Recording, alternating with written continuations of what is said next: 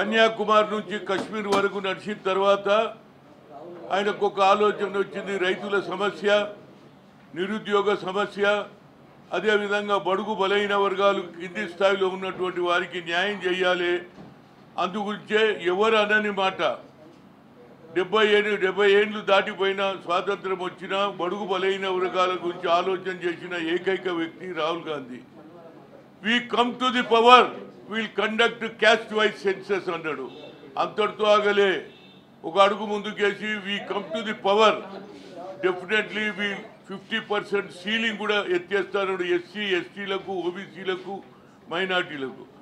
అలాంటి నాయకత్వం 10 కాలాల పాటు ఉండాలని శ్రీ వెంకటేశ్వర స్వామి ఏదైతే ఆయన షాల్ ఉన్నదో అది కప్పి, సార్ ఇది మీరు తప్పనిసరిగా వెంకటేశ్వర స్వామి ఆశీర్వాదం ఉంటుంది, ఈ దేశానికి ప్రధానమంత్రి అయిన రోజే తప్పనిసరిగా న్యాయం జరుగుతుంది అని చెప్తూ బీసీల ఇష్యూ అంటే no I will talk to you అన్నాడు. బీసీలు అంటే ఆయనకి ఎంత పట్టు ఉన్నదో తెలిసిపోయింది. బీసీల ఇష్యూ తప్పనిసరిగా మాట్లాడుతా అన్నాడు.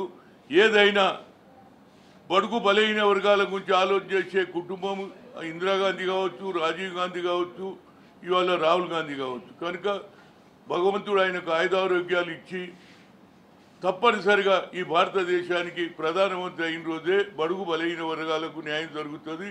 ఆయన పుట్టినదిన సందర్భంలో నా హృదయపూర్వక వారికి ఏది చిరకాలం ఉండాలని వెంకటేశ్వర స్వామి ఆశీర్వాదం ఉంటుందని చెప్తూ మరొకసారి birthday greeting to Rahul Gandhi. మరిన్ని వీడియోస్ కోసం ఛానల్ ని సబ్స్క్రైబ్ చేయండి, లేటెస్ట్ అప్డేట్స్ కోసం వాట్సాప్ ఛానల్ ని ఫాలో చేయండి అండ్ లింక్ డిస్క్రిప్షన్ లో ఉంది.